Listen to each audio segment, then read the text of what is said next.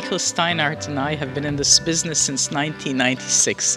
So it took a while to get off the ground, but it's a huge project and it needed to be developed in all aspects, the scientific aspect and the collections and the public interface and so on. So it took a while, but we were very thrilled with the outcome. Very, very excited. You can't begin to imagine. Now, there are many natural history museums around the world.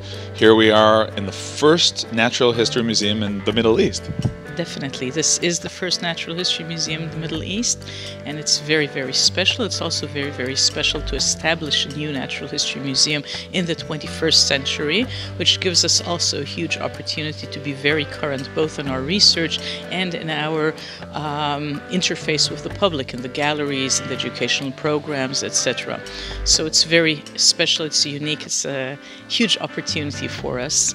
And we've done our best to take advantage of it using multimedia and computer games and everything around, of course, the real thing, the real objects, which is what you come to a museum for, but all the additional technological developments that can support and enhance the visit. When people come to visit Israel, they hear about the history, they hear about the tradition, the archaeology. How is it when you tell the story of the land of Israel actually through the world of nature? It's exciting. It's actually an incredibly rich and diverse country in terms of its diversity, ecosystem diversity, species diversity, generally speaking, biodiversity. We have a very strong climatic gradient over a very small area. We have a very sharp topographic gradient. We have two seas, the Mediterranean and the Red Sea. We're at the intersection of three continents, Europe, Asia, and Africa, and all these together bring a very, very high variety of life forms to Israel and very, very high variety of ecosystems to Israel. So the story is really a fantastic story in terms of its nature. And considering people have been in this area for many, many years, part of our work is also biological archaeology. We look also about the history of climate change and how it shows through vegetation and plant domestication and animal domestication.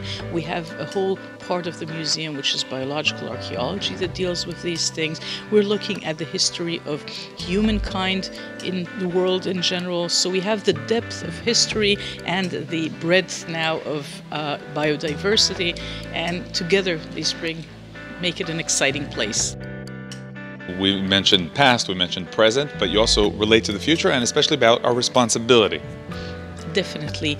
We have a huge responsibility in general, the human population, but in Israel in particular, we're a small country, every bit of land is precious, and we are a Western-style economy, a huge population, relative to the size of the country, of course, and we need to be very, very thoughtful in our development and our planning and our natural resource use. It's a real challenge. We're a very highly educated country. We ought to be able to meet this challenge, but it's a scientific challenge, it's an economic challenge, it's a cultural challenge, and we bring together all the science that's the basis of decision making. We're not decision makers, we're not a green organization, but we try to produce the science that will support wise decision making, and we also try to transfer our knowledge to the general public.